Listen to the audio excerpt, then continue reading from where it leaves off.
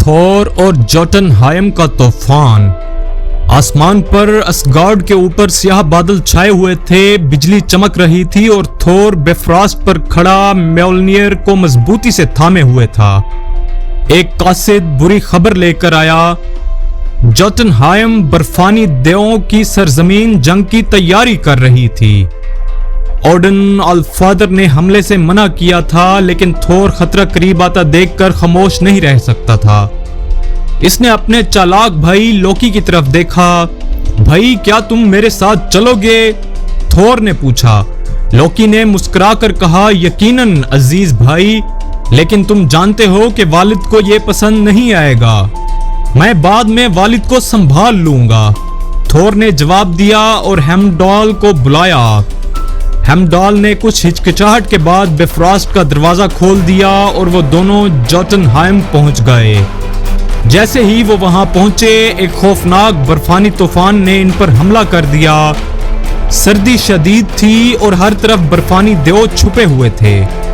थोर की गरजदार आवाज गूंजी, मैं जंग को रोकने आया हूं, सामने आओ। धुंध से बर्फानी देवों का बादशाह लाफी नमूदार हुआ। ओडिन सन के बेटे, तुम्हें यहां नहीं आना चाहिए था। लाफी गुर्राया, ये तुम्हारी तबाही साबित होगी। अचानक बर्फानी देवों ने हमला कर दिया। वो बर्फ के बड़े बड़े नेज़े फेंक रहे थे। थोर ने म्योल्नियर घुमाया और इन नेज़ों को तोड़ दिया और साथ ही बिजली की कड़कदार लहरें मैदान में दौड़ा दी। लोकी ने अपनी जादुई ताकत से देवों को उलझा दिया। चलो भाई, देखते हैं कौन ज्यादा बहादुर है।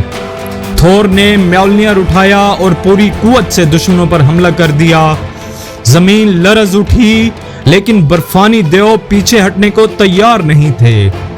तभी लाफी ने अपना सबसे बड़ा हथियार निकाला, एक बर्फानी अजदहा जिसकी आंखें नीली रोशनी से चमक रही थीं।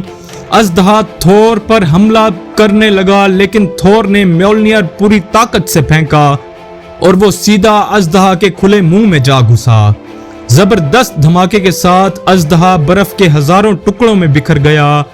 लाफी ये देखकर गुस्से से धाड़ा, ये जंग अभी खत्म नहीं हुई थोर ने म्योल्नियर लहराया। अगर जंग की कोशिश की तो मैं वापिस आऊंगा और इस बार रहम नहीं करूंगा। लाफी ने कुछ लम्हों के बाद हाथ उठाया और बर्फानी देव पीछे हट गए। लोकी मुस्कुराया, ये तो बहुत मजेदार था।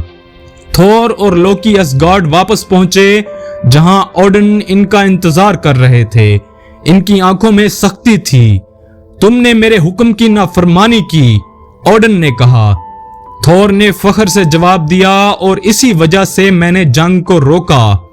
ओडन ने गहरी सांस ली और कहा, हुक्म मानना ही सब कुछ नहीं, कभी कभार दानिशमंदी से फैसला करना जरूरी होता है। थोर ने आसमान की तरफ देखा, जहां बिजली चमक रही थी। इसे यकीन था कि जब भी खतरा आएगा, थोर हमेशा तैयार होगा। अगर आपको हमारी वीडियोस अच्छी लगें तो लाइक, शेयर और आपके अपने चैनल किड्जी स्टोरी लैंड को सब्सक्राइब करना ना भूलें।